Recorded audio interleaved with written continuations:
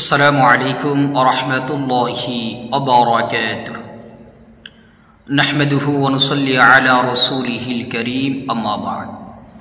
সম্মানিত দিনী ভাই ও বোনেরা, আপনারা সকলেই কেমন আছেন? আশা করি আল্লাহ সুবহানাহু ওয়া তাআলার রহমতে সকলেই ভালো আছেন।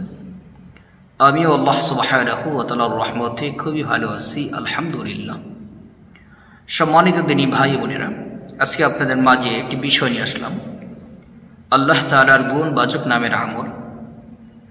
আমরা সকলে জানি যে আল্লাহ তাআলা অনেকগুলো গুণবাচক নাম আছে। আল্লাহ তাআলার অনেকগুলো গুণবাচক নাম থেকে একটি নাম হইতেছে আল কুদ্দুস। আল কুদ্দুস এই নামের আমল করিলে কি কি উপকারিতা আছে, আজকে এটা নিয়ে আপনাদের মাঝে আলোচনা করব ইনশাআল্লাহ। আল কুদ্দুস। সম্মানিত দিনী ভাই বোনেরা, কোরআনে হাকিমের মধ্যে আল্লাহ তাআলা জাল্লা শানুহু ইরশাদ করেন, ফাযকুরুনি আযকুরুকুম ওয়াশকুরুলি ওয়া লা তাকফুরুন। আল্লাহ বলেন, তোমরা আমাকে স্মরণ করো, আমিও তোমাদেরকে স্মরণ করব। অন্য এক আয়াতের মধ্যে আল্লাহ তাআলা জাল্লা শানুহু ইরশাদ করেন, ইয়া আইয়ুহাল্লাযীনা আমানু যকুরুল্লাহা যিকরান কাসীরা। ইয়া আইয়ুহাল্লাযীনা আমানু যকুরুল্লাহা যিকরান কাসীরা। আয়াতে কারিমার মধ্যে আল্লাহ তাআলা জাল্লা শানুহু বলেন, হে ঈমানদারগণ, তোমরা অধিক পরিমাণে আল্লাহ তাআলাকে স্মরণ করো। আবার অন্য জায়গায় আল্লাহ বলেন, তোমরা সকাল সন্ধ্যা আল্লাহ তাআলা জিকির আজকার করো। কাজেই কথাগুলো বললাম যে আল্লাহ তাআলা জাল্লা শানুহুর নামের জিকির আজকার করা, আল্লাহ তাআলাকে স্মরণ করা, এটা আল্লাহ পাকের আদেশ। সকাল সন্ধ্যা কম হলেও আল্লাহ পাকের নামের জিকির আজগারগুলো করা। এই জিকির আজগার থেকে আল কুদ্দুস, এটা আল্লাহ পাকের একটি গুণবাচক নাম। এক আয়াতের মধ্যে আল্লাহ বলেন, ওয়ালিল্লাহিল আসমাউল হুসনা ফাদউহু বিহা। আল্লাহ পাকের সকল নামই ভালো, সুতরাং সকল নাম দ্বারাই তাহাকে ডাকো। অর্থাৎ আল্লাহ তাআলার নাম দিয়ে আল্লাহ তাআলাকে ডাকার আদেশ আল্লাহ তাআলা করেছেন। এই জন্য আল্লাহ তাআলা গুণবাচক নাম হইতেছে আল কুদ্দুস। এই নামের আমল আমরা অবশ্যই করব, অন্যান্য নামের আমলগুলো আমরা করব। চলুন জেনে নিই আল কুদ্দুস এই নামের আমল করলে কি কি উপকারিতা আছে। যে ব্যক্তি প্রতিদিন দুপুরে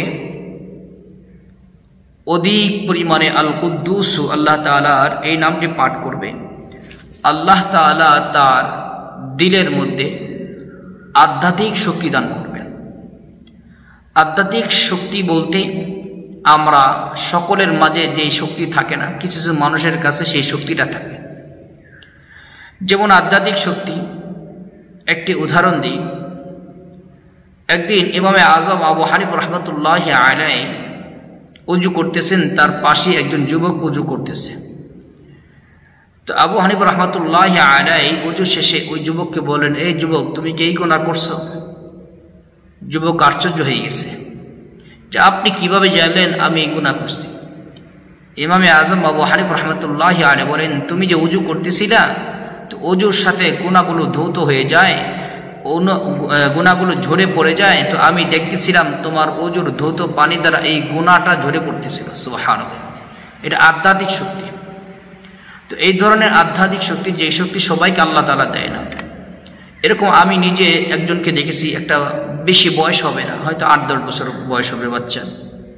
তো এই বাচ্চা পেটে ব্যথা করতেছে, একজনের পেটে ব্যথা করতেছে, এক মাদ্রাসার ছাত্র।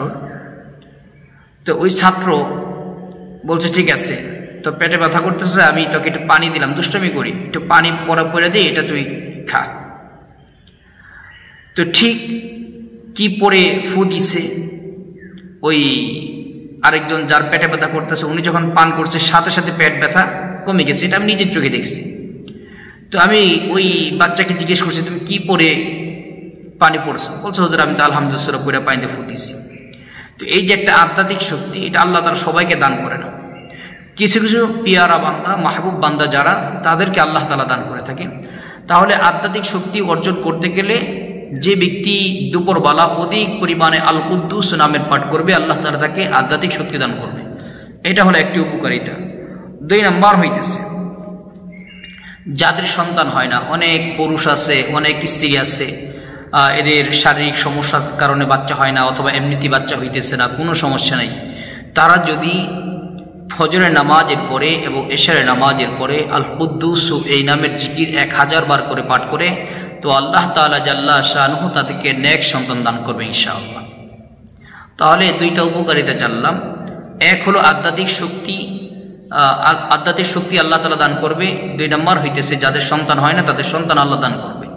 3 নম্বর, কেউ যদি অধিক পরিমাণে আল কুদ্দুস নামের আমল করে তো আল্লাহ তাআলা দুনিয়াতে সকলের কাছে তাকে সম্মানিত করবেন, সবাই তাকে সম্মান করবে, ইজ্জত দিবে। এটা আমরা কে না চাই?